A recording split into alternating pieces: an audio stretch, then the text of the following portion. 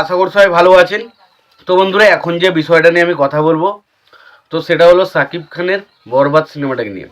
তো সাকিব খানের বরবাদ সিনেমাটা 10 নম্বর দিনে এসে মাল্টিপ্লেক্স চেন থেকে কত কালেকশন করলো এবং সিঙ্গেল স্ক্রিন থেকে টোটাল কত কালেকশন হয়েছে, সিঙ্গেল স্ক্রিন মাল্টিপ্লেক্স মিলিয়ে টোটাল কত কালেকশন হয়েছে, সেই বিষয়ে একটা আপডেট আপনাদের সঙ্গে শেয়ার করার চেষ্টা করব।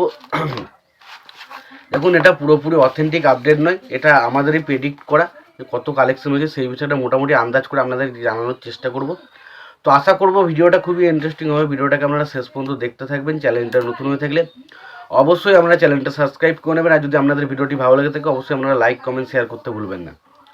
তো দেখুন, যে কথাটা আমি বলবো, তো সেটা অ্যাকচুয়ালি যে বিষয়টা হচ্ছে, দেখুন সাকিব খানের বরবাদ ছবি বিগত 9 দিনে যে কালেকশানটা করেছে তার তুলনায় 10 দিনের কালেকশান কিছুটা হলেও ড্রপ এসছে।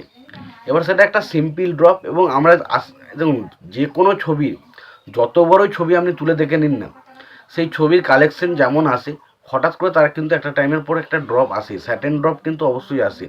তবে সেই ড্রপটা এতটাও ড্রপ না যে ছবিটার কালেকশনটা দেখে আপনাকে মনে হতে হবে ভাই বহুত কালেকশন কমে যায়, সেটা কিন্তু হয়নি। তো আজকে যদি আমরা কালেকশন বলি, মিনিমাম 1,75,00,000 থেকে 1,80,00,000 টাকার মধ্যে কিন্তু ওভারঅল সিঙ্গেল স্ক্রিন এবং মাল্টিপ্লেক্স চেন কালেকশন মিলিয়ে হয়ে যায়। তার মধ্যে শুধুমাত্র সিঙ্গেল স্ক্রিন থেকে গ্রস কালেকশনই হয়েছে প্রায় 50 কোটি টাকার কাছাকাছি, এবং যদি আমরা নেট কালেকশন বলি মাল্টিপ্লেক্স চেনে, সেখানে প্রায় 41,30,00,000 টাকার মতো নেট কালেকশন হয়েছে। সেটা ডেফিনেটলি দারুণ কালেকশন।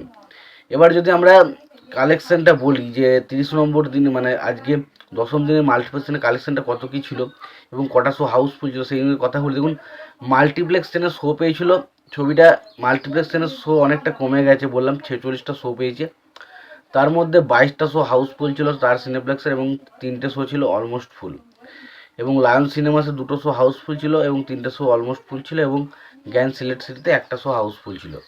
তো এই ছিল মোটামুটি একটা আপডেট। এবার যদি বক্স অফিস কালেকশনের টোটাল কালেকশন কত হয়েছে সেই নিয়ে যদি আলোচনা করতে বলে, তো আমার কাছে মিনিমাম যে কালেকশনটা দাঁড়াচ্ছে সেটা হচ্ছে 31,70,00,000 থেকে 31,80,00,000 টাকার মধ্যে কালেকশন হয়েছে। মিনিমাম 32 কোটি টাকা হয়তো এখনও হয়নি, তবে 31 কোটি প্লাস কিন্তু ওভারঅল কালেকশানটা কিন্তু হয়েছে, এবং 10 দিনের শেষে 31 কোটি প্লাস কালেকশান, এটা ডেফিনেটলি হিউজ কালেকশান।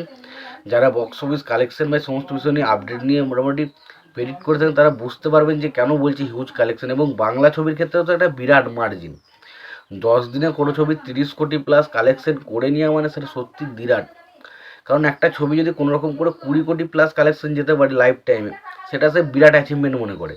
এবং সেখানে যদি একটা ছবি 10 দিনে 30 কোটি প্লাস কালেকশন করছে, মানে বুঝতে হবে সেই ছবিটার কালেকশন নিয়ে কোনো সংশয় থাকার মতো কোনো কথা নয়। তোমাদের কি মতামত অবশ্যই এই বিষয়টা নিয়ে জানিও। ভিডিওটি ভালো লেগে থাকলে লাইক কমেন্ট শেয়ার করে দিও। চ্যানেলটা নতুন হয়ে থাকলে অবশ্যই তোমার চ্যানেলটা সাবস্ক্রাইব করে নিয়ে পাশে বেল আইকনটা অবশ্যই প্রেস করে দিও। ভালো থেকো, সুস্থ থেকো, দেখা হচ্ছে পরবর্তী।